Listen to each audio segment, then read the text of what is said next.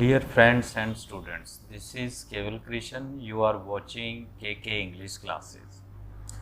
इस वीडियो में हम फिलिंग द ब्लैंक्स कर रहे हैं पार्ट 4। हमारा पहला क्वेश्चन है, she got a lucrative job of translator because she was dash in French. नीचे ऑप्शन दिया है, वोकैबुलरी है, डिफिशेंट। डिफिशेंट का मतलब क्या होता है? किसी चीज़ की कमी होना। प्रोफिशिएंट क्या होता है? किसी विषय में निपुण होना। सफिशिएंट क्या होता है? पर्याप्त मात्रा किसी चीज़ की। और इफिशिएंट क्या होता है? कार्य कुशल। ठीक है, ये ज़्यादातर चीज़ों के लिए प्रयोग होता है। अब देखिए बेटे, क्या आएगा इसमें? वाक्य की सेंस के अनुसार she got a lucrative job, उसे एक अच्छी जॉब मिली, ऑफ ए ट्रांसलेटर, ट्रांसलेटर की, बिकॉज शी वॉज प्रोफिशिएंट, क्योंकि वो क्या थी? प्रोफिशिएंट थी, निपुण थी। किसके अंदर? फ्रेंच भाषा के अंदर। तो इसीलिए यहाँ पर प्रोफिशिएंट आएगा, बी सेक्शन। चलें आगे, अगला question. The committee reached dash decision regarding the appointment of the chairman. अब फिर वोकैबुलरी दी हुई है बेटे। पहला वर्ड दिया हुआ है कंपैटिबल। कंपैटिबल का मतलब होता है suitable to be used together. ठीक है, जिसे आसानी से प्रयोग किया जा सके दो चीज़ों को इकट्ठा। एग्जाम्पलरी क्या होता है? एग्जाम्पलरी का मतलब होता है बहुत अच्छा, श्रेष्ठ। ठीक है, और क्या? या उदाहरण के लिए। और फिर है अगला वर्ड है हमारा यूनैनिमस। यूनैनिमस क्या होता है? सर्वसहमति से। ठीक है, और फिर है अग्रीबल। एग्रीबल का मतलब क्या होता है? अग्री का मतलब होता है सहमत होना। एग्रीएबल का मतलब क्या हो गया? ठीक है ना, सहमति के लायक। अब देखें इसमें क्या आएगा। इसमें आएगा, वाक्य की सेंस के अनुसार बनाइए, the committee reached decision regarding the appointment of the chairman. Committee है, कमेटी के अंदर सदस्य होंगे, उन सब ने एक मत राय की होगी, डिसीजन बनाया होगा। किसके लिए? चेयरमैन की अपॉइंटमेंट के लिए। तो इसलिए क्या आएगा? यूनैनिमस। क्लियर? चलो जी, अगला क्वेश्चन है, raining world junior sprinter who dash the national record won the gold in the federation cup. अब इस वाक्य में क्या आएगा?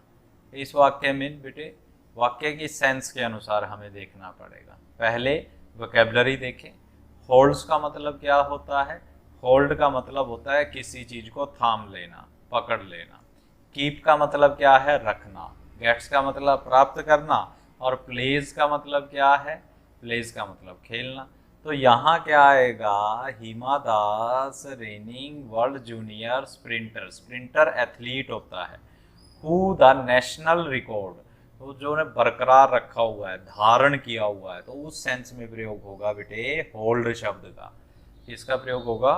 होल्ड का। चले आगे, अगला क्वेश्चन देखें।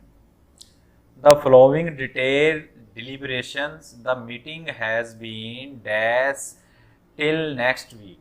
तो इस वाक्य में क्या आएगा? The following detail deliberation. Deliberation का मतलब क्या होता है? विचार विमर्श। The meeting has been dash till next week. अब नीचे वोकैबुलरी दी हुई है। प्रपोज का मतलब क्या होता है? प्रस्ताव करना, कोई चीज़ प्रस्तुत करना। रिव्यू का मतलब क्या होता है? रिव्यू का मतलब होता है दोबारा से सोचना किसी चीज़ पर। और कैंसल, ख़त्म कर देना। एडजर्न का मतलब होता है स्थगित करना। तो वाक्य की सेंस क्या कह रही है कि इस डिटेल्ड जो विचार विमर्श हुआ है, मीटिंग हैज़ बीन, उस पर क्या कर दिया गया? नेक्स्ट वीक तक उसे एडजर्न कर दिया गया है, स्थगित कर दिया गया है। तो डी ठीक है बेटे। चलो आगे।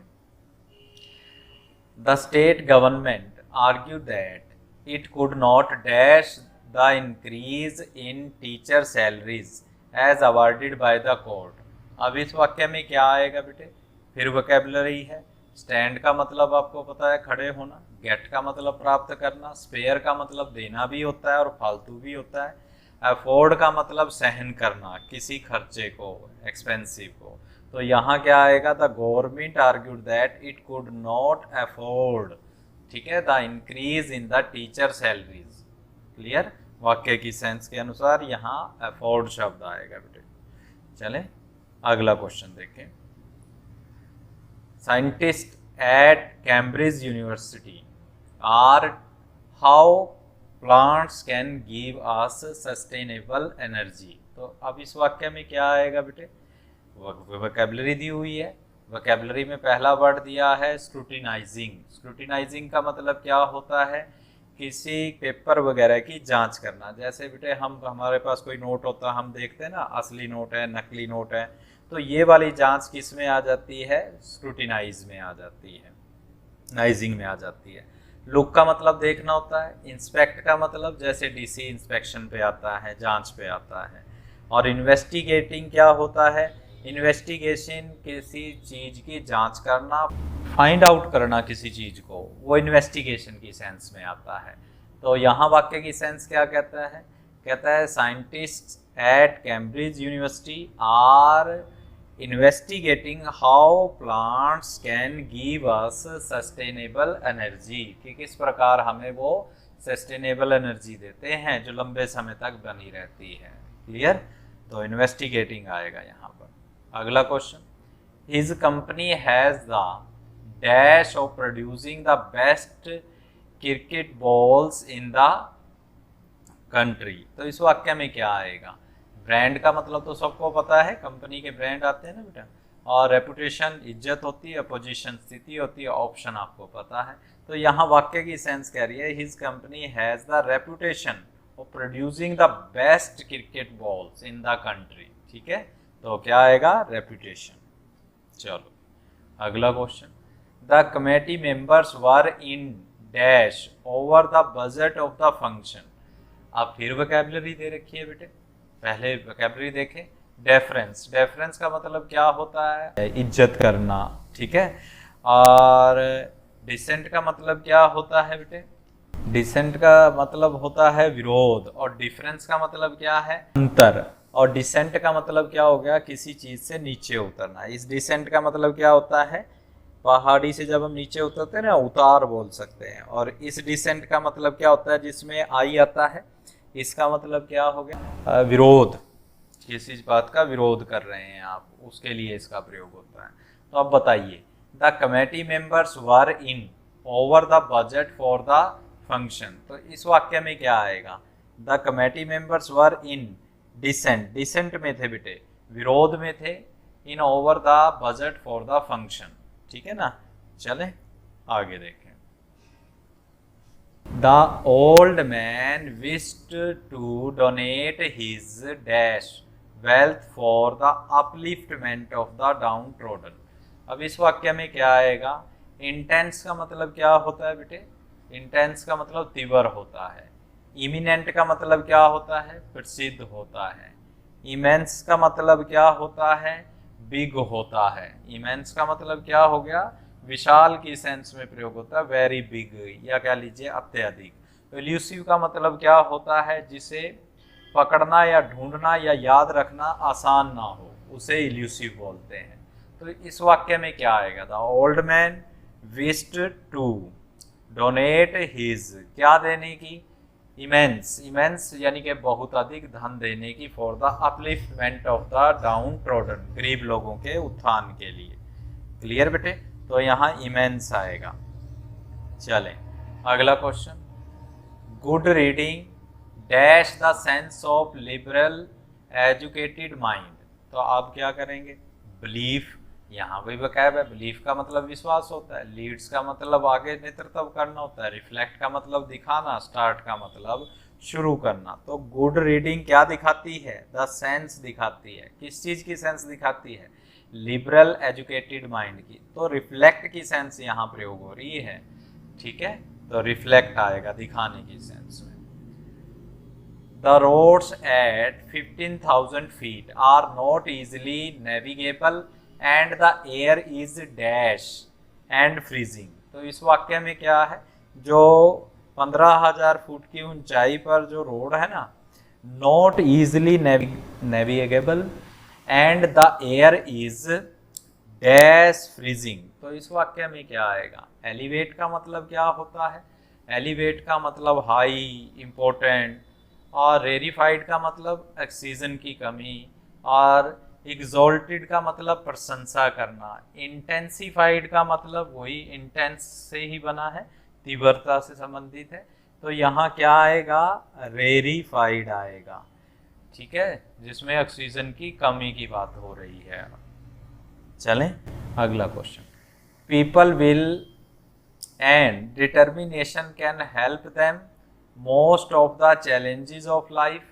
अब यहाँ क्या आएगा, फिर वोकैबुलरी है। ओवरकम का मतलब काबू पाना, ओवर डू का मतलब होता है किसी चीज में अति करना, ओवर वैल्यू पता है ना बेटे, ओवर वैल्यू, और ओवरव्यू ये ऊपरी तौर पर देखना। तो यहाँ क्या आएगा बेटे, ए सेक्शन आएगा वाक्य की सेंस के अनुसार। People will and determination can help them, उनकी सहायता कर सकता है, overcome of the most challenges of life, जिंदगी के कठिनाइयों में। तो ओवरकम काबू पाना बेटे। अगला question, the dash appears to be rather rough today for the ships to sail।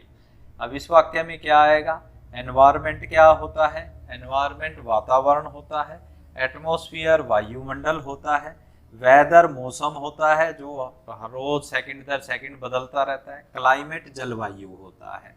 तो यहाँ पर क्या आना चाहिए, क्योंकि आज के मौसम की बात हो रही है ना, तो वेदर आएगा बेटे। ठीक है, चलो अगला question, the archaeologist made a dash discovery.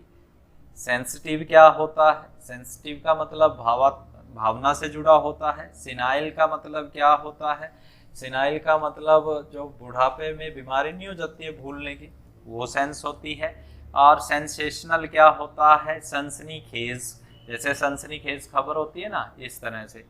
और सेंसिबल का मतलब क्या होता है, समझदार। तो अब इसमें क्या आएगा, सेंसेशनल आएगा, क्योंकि उसने एक ऐसी डिस्कवरी की जिसने सनसनीखेज डिस्कवरी। ठीक है बेटे, चलो जी। The old man has lost his memory, he is suffering from. एक बूढ़ा आदमी है जो वो किससे पीड़ित है बेटे, अपनी मेमोरी उसने खो दी है, ही इज सफरिंग फ्रॉम। तो इसमें से क्या आएगा, एनेस्थीजिया। एनेस्थीजिया वो दवा होती है बेटे जिसमें बेहोश, दवा नहीं, बेहोशी की स्थिति होती है, बेहोश किया सुन किया जाता है। अकेशा, अकेशा का मतलब कीकर होता है। और एम्ब्रेजिया, एम्ब्रेजिया का मतलब होता है द फूड ऑफ गॉड्स। और एमनीजिया, एमनीजिया का मतलब होता है आपका जो थोड़ी थोड़ी याददाश्त चली जाती है, तो उसे बोलते हैं एमनीजिया। तो एमनेजिया आएगा बेटे, बुढ़ापे में एमनेजिया हो जाता है। ठीक है, चलो जी आगे। She kept her clothes neatly arranged in the. तो उसने अपने कपड़े रखे, कहाँ पर रखे, साफ सुथरे तरीके से, इन द गोडाउन में रखे। गोडाउन तो माल रखने का होता है, लैडर सीढ़ी होती है, वार्डरोब होता है अलमारी, और वेयर हाउस भी सामान रखने की जगह होती है बेटे। तो अब इसमें क्या आएगा, तो वो तो लड़की है, उसने अपने कपड़े रखे हैं ना, तो वो किस में रखेगी, वार्डरोब में रखेगी। ठीक है, तो सी सेक्शन आएगा। आगे चलते हैं। Darkness over the forest increase the danger of wild animals. अब फिर वोकैबुलरी है। क्लैप्स्ड का मतलब ढह जाना होता है, डिक्लाइन का मतलब भी गिरना, ग्राउंडेड का मतलब क्या होता है, जो ग्राउंड के लिए प्रयोग होता है ना बेटे, ये उड़ान भरने से रोक देना होता है या व्यवहारिक दृष्टिकोण होता है। और डिसेंडेड का मतलब क्या होता है, नीचे आना होता है। तो इसमें क्या लगाया जाए कि क्या चीज होगी, तो यहाँ आएगा descended. The darkness descended over the forest. कहता है जैसे जैसे रात बढ़ती गई, इंक्रीज किस क्या खतरे हो गए, वाइल्ड एनिमल्स के। ठीक है ना, चलो जी। Leopards have learned to dash semi-urban living near Mumbai and Gurugram. तो इस वाक्य में क्या है, लियोपार्ड्स ने जो है सीख लिया है। तो एडोप्ट का मतलब क्या होता है, धारण करना, चेंज परिवर्तन। अडेप्ट का मतलब किसी वातावरण के अनुसार अपने आप को ढालना। और प्रिपेयर का मतलब तैयार। तो यहाँ तो अडेप्ट आएगा, अडेप्ट का मतलब अपने आप को उसने ढाल लिया। क्लियर, तो C section. The annual wholesale price index jump to its highest level month, posing a fresh for policy makers to remain watchful on the price front। अब इस वाक्य में क्या आएगा, यदि वाक्य की सेंस की बात पे होगी बेटे से यहाँ पर पहले चेक, चेक का मतलब तो जांच होता है, चॉइस चुनना होता है, चैलेंज सामना करना होता है कठिनाई वगैरह का, और चेन चेन। तो इसमें क्या आएगा, the annual wholesale price index jumped to its highest level, इसके हाईएस्ट लेवल पर पहुंच गई इस मंथ। पोजिंग ए फ्रेश, और वो क्या रखती है, तो यहाँ चैलेंज आएगा, क्या आएगा, चैलेंज। तो for policy makers, policy makers के लिए चैलेंज है, टू रिमेन वॉचफुल, उन्हें क्या रहना पड़ेगा, वॉचफुल रहना पड़ेगा, ऑन द प्राइस फ्रंट, किसके ऊपर, प्राइस फ्रंट के ऊपर। क्लियर बेटे, ये थे आपके बेटे फिलिंग द ब्लैंक्स, इनकी अच्छे तरीके से प्रैक्टिस कीजिए, ठीक है। और यदि इनमें किसी प्रकार की कोई गलती लगती है तो कमेंट बॉक्स में मेरे को भी बताएं। Thank you very much, bye bye.